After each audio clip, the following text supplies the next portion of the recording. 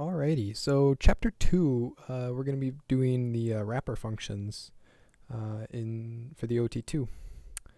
And so these wrapper functions are functions that I wrote myself to wrap together the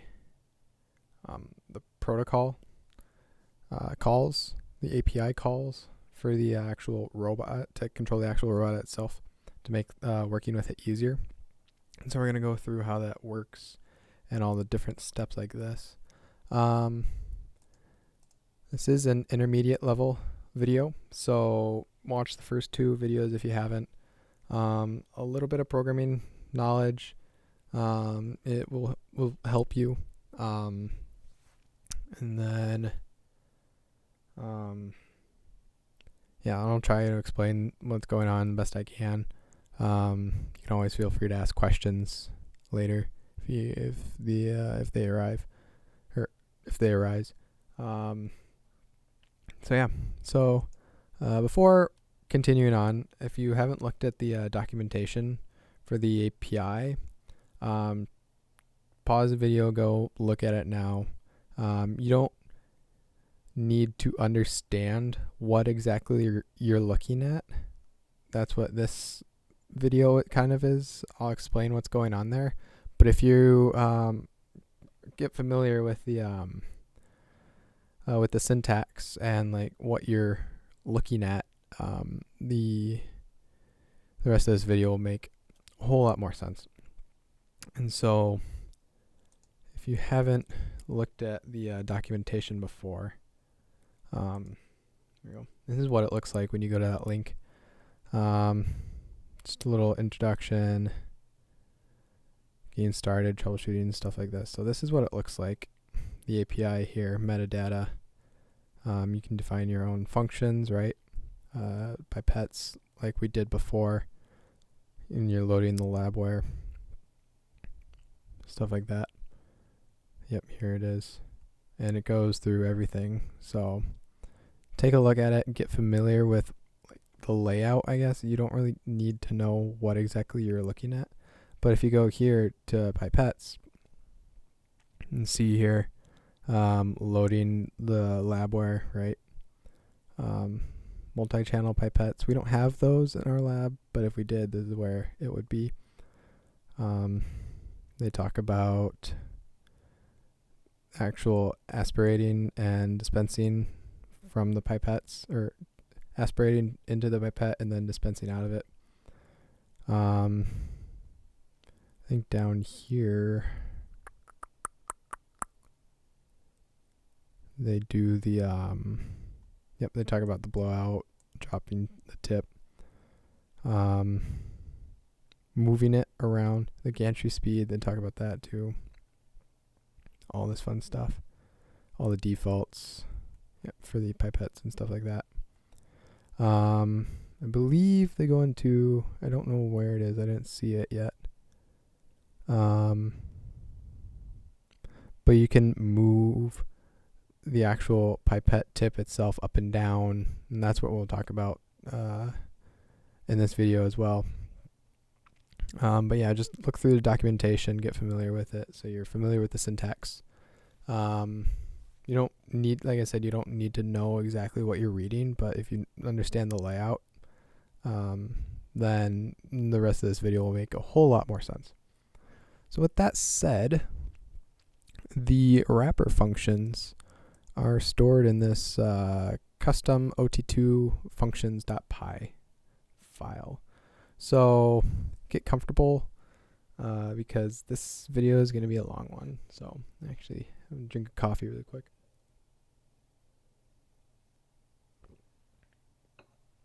So I believe I mentioned earlier about this Vial pipette offsets, and so this is actually the first thing we're going to talk about.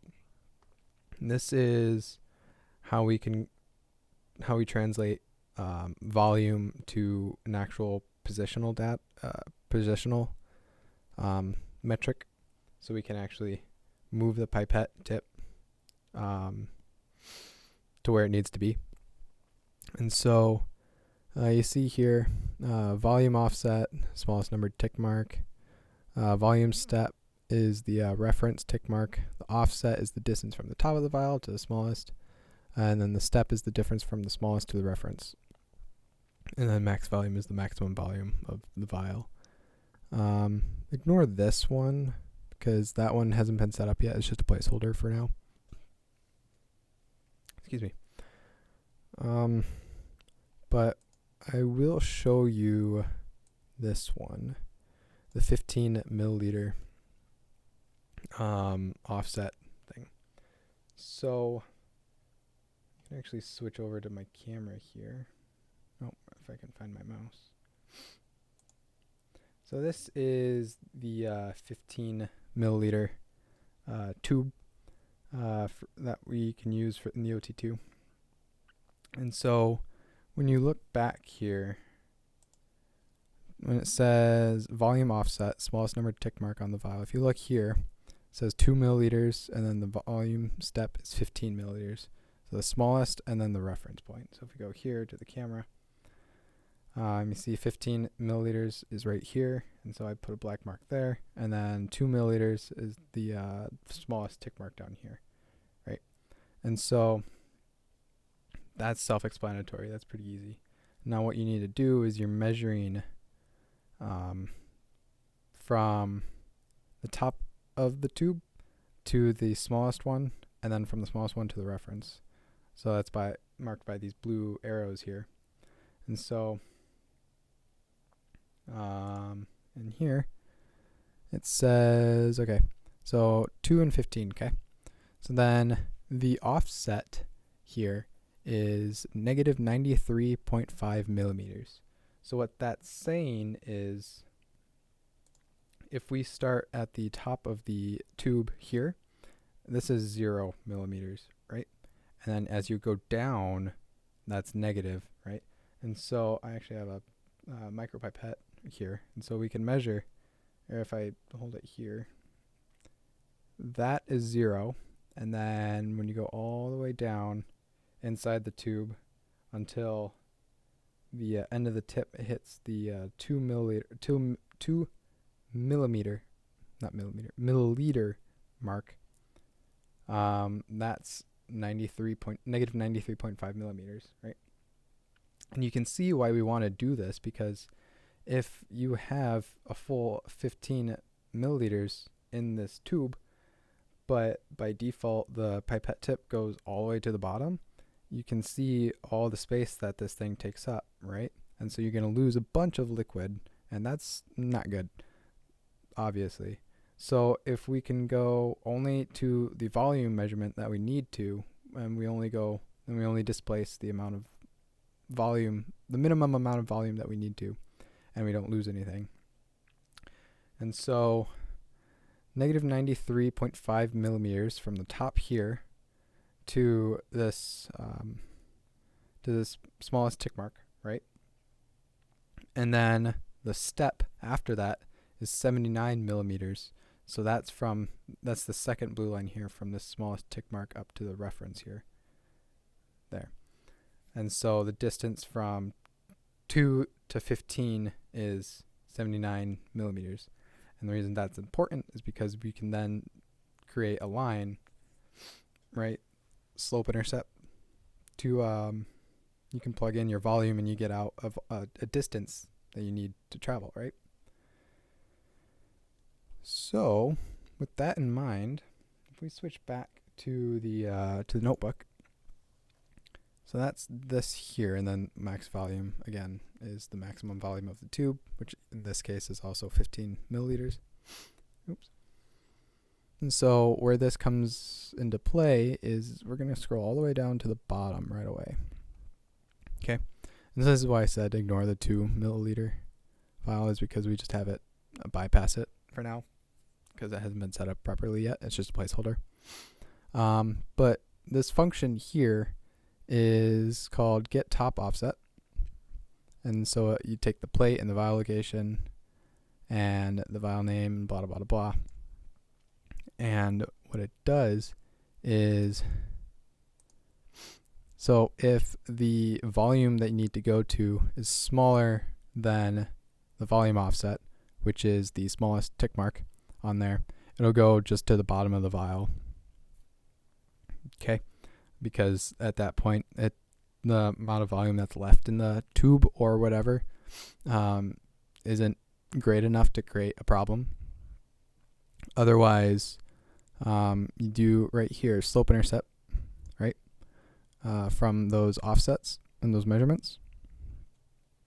And you say then, okay, so if the volume that I need to go to is greater than the max volume for some weird reason, then you just go to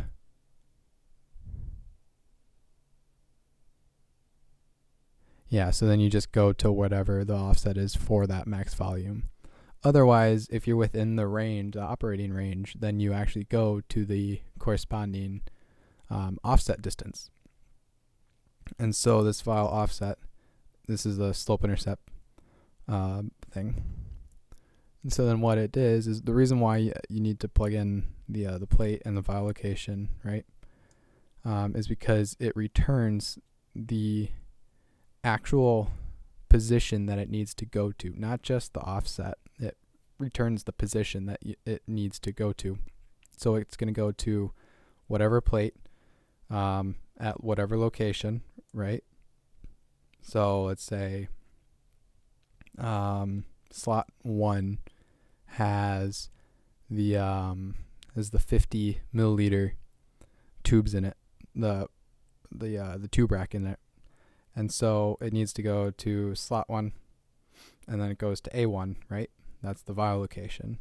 And so that's the X and the Y. That's where it needs to go, X and Y. But then up and down, the Z axis, the Z axis, is this here. So dot top is the top of the tube. And then when you add in a number inside of this, in our case, it's negative, or it's going to be negative.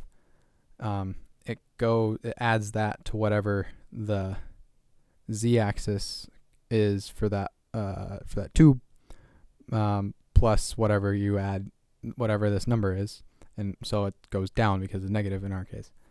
And so this dot top, when you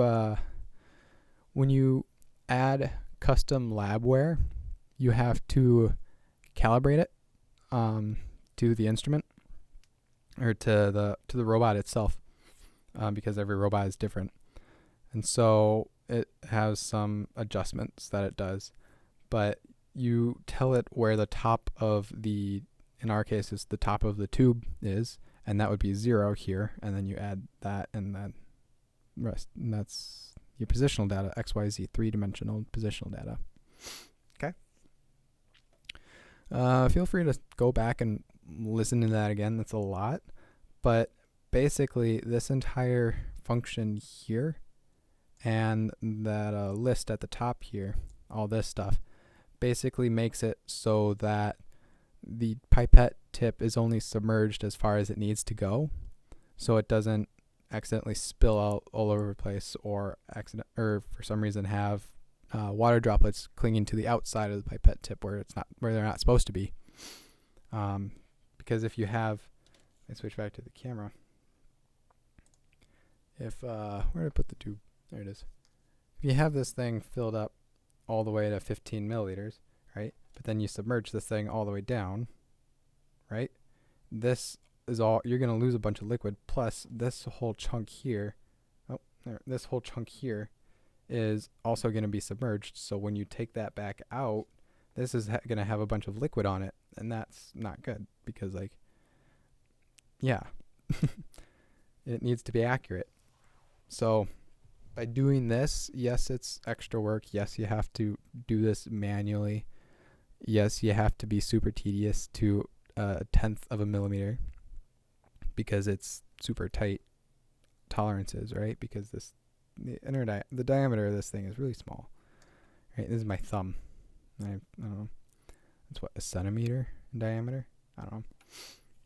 But yeah, every it adds up fast, and so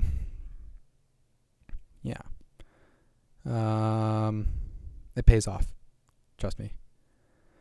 So that was 10, 15 minutes already. 15 minutes. And we're only one function in. So, so now we're going to get into the rest of it. The actual reason why I had you look at the documentation, because these wrapper functions, right? We're going to go here. So how we call protocol here. And so if we actually go here, if we go protocols.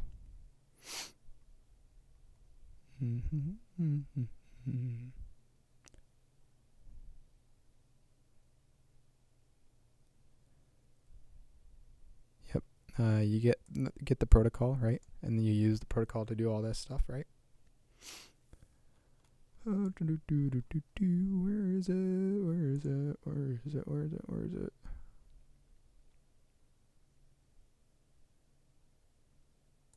Yep, here we go. Protocol.home is one of these first functions in here, right? Reset robot. Protocol.home. And so that's homing the pipette carriage. And so basically what it does is it aligns the X and the Y, or it recalibrates the X and the Y of the carriage itself, not the pipettes, the carriage itself. There's a difference. So it homes it, which is good to do to make sure you're aligned every time you run something. Where is it? Is it here? Why can't I find it?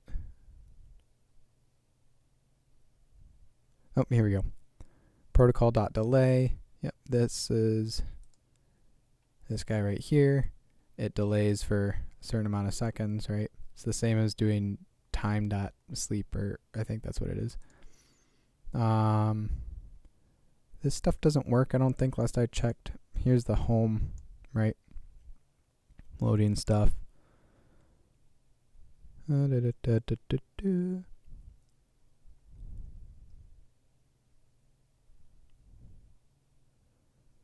Let's see here. Yep, so you can program in an air gap if we need to. So this is, can you see the, yeah, you can see the URL up here. So we're in protocol context right now. And this below is important. So protocol is basically the basis of everything. All the commands or all the methods are stored in protocol, right? It's object-oriented programming, right? And so you call protocol.delay and then protocol.home. And then if you want to pick up a tip, right, a pipette tip, you need to call the pipette and move it to the position that you need to go to, and then you have it pick it up, right? This is pipette and not protocol because if we actually open up one of these codes from before, actually it would be in here. See, pipette here, the protocol for the pipette is right here. So protocol is right here, and so it's just another layer down. It's stored as pipette and not as protocol, so you don't have to go protocol dot whatever every time you want to address the pipette. And so, like I said, like these wrapper functions just take all these protocol calls and turns them into a single, easy to run function. So all I need to do is call reset robot instead of saying protocol.home. And then if I want to pick up a tip, I just say, hey, have this pipette go to this tip rack and pick up the pipette tip from this location in the tip rack, right? I just have to give it 3 parameters instead of having to have it move it and then pick it up and whatever else. Or if you want to return the tip, right? Or if you want to drop the tip. So returning the tip is interesting because when you pick up pipette tip, it remembers the tip rack and the location that it grabbed it from. And so if you call pipette.return tip, it'll go back and it'll drop the pipette tip back into the same location where it got it from, versus drop tip will move the carriage over the trash bin and will drop the tip into the trash bin, right? That's what you do with all your used tips instead, because you're not going to return the tip, right? Move pipette to vial. This just moves the there we go. So this just moves the pipette to the tip of the pipette tip to be parallel, or to be flush with the top of the vial. Versus here, it's 50 millimeters above the top of the vial because this is positive. But then here, move pipette to volume. This is where that get top offset comes in, right? So if I say here pipette.move2, and then see here we need to give it an actual XYZ location, plate and the vial location, and then the offset or the top, right? Same here, except instead of having to do that manually, it's just all stored in one function, and you just drop that function into the input for this move to method, and it returns the proper information, right? And Bob's your uncle. So then we get into kind of the actual pipetting mechanics of the robot. And so we get in here into aspirate volume. And so we say, okay, we need to go to this XYZ location. And so this 2 milliliters is hard coded into the robot, or it's hard coded because if you say, okay, the vial is currently at 50 milliliters, and I need to suck up 1 milliliter, right? You want to make sure that you're going to get liquid that entire time. So instead of going from the whatever the current level is down 1 milliliter, you go down 1 milliliter and then another 2 milliliters to make sure that the pipette tip is going to be completely submerged the entire time. Is 2 milliliters a lot? Yeah. Is it probably too much? Maybe. Does it hurt? No. At least not yet. Not for the stuff that we do. If you need to be really picky about it, like I said, you can just go in and you can just change this to 1 milliliter if you want, or 50 microliters. If you really want to.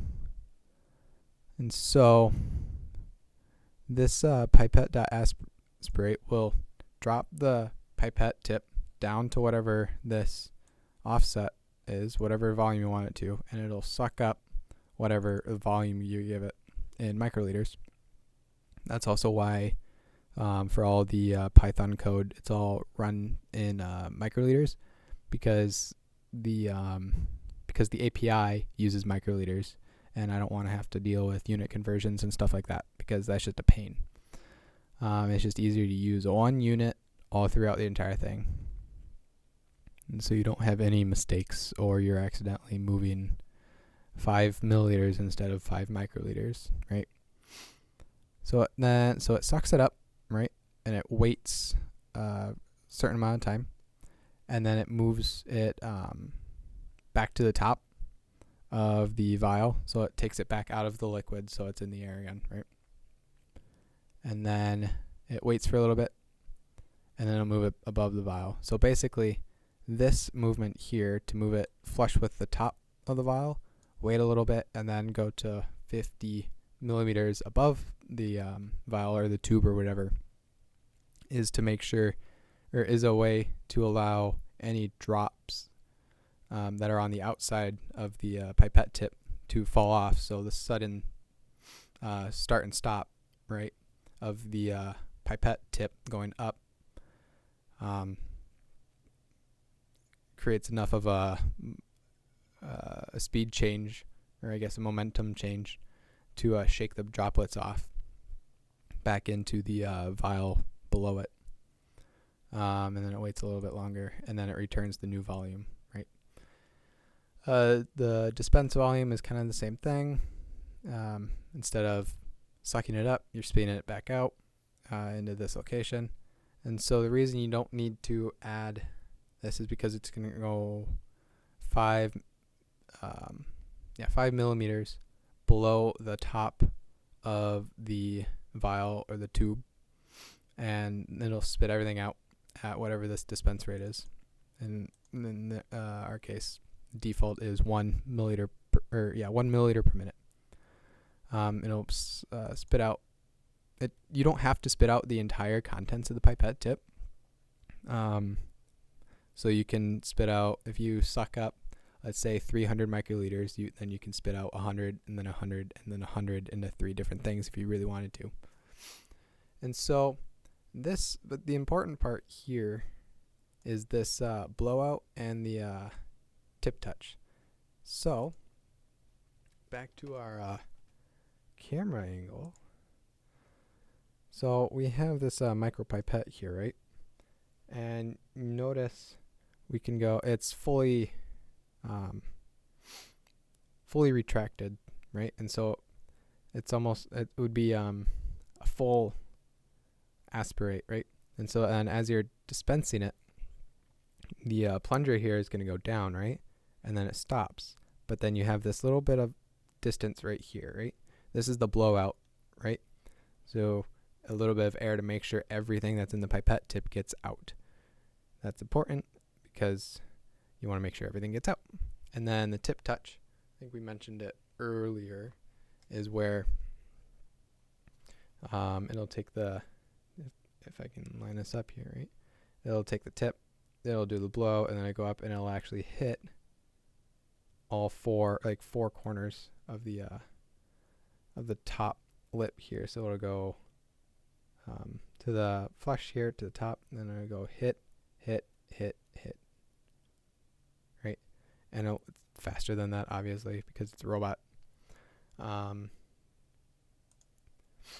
that just makes sure that anything that's inside the pipette tip gets out, and then anything that's clinging on to the outside also gets into where the destination. So the full volume, as much as you can get transferred, actually transfers. So it does the tip touch, it does the blowout, and then it does the tip touch, and then it moves it above the vial, and it returns the new volume of the destination vial.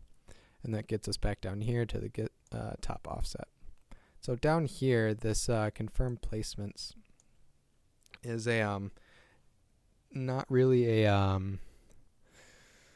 what do I want to say?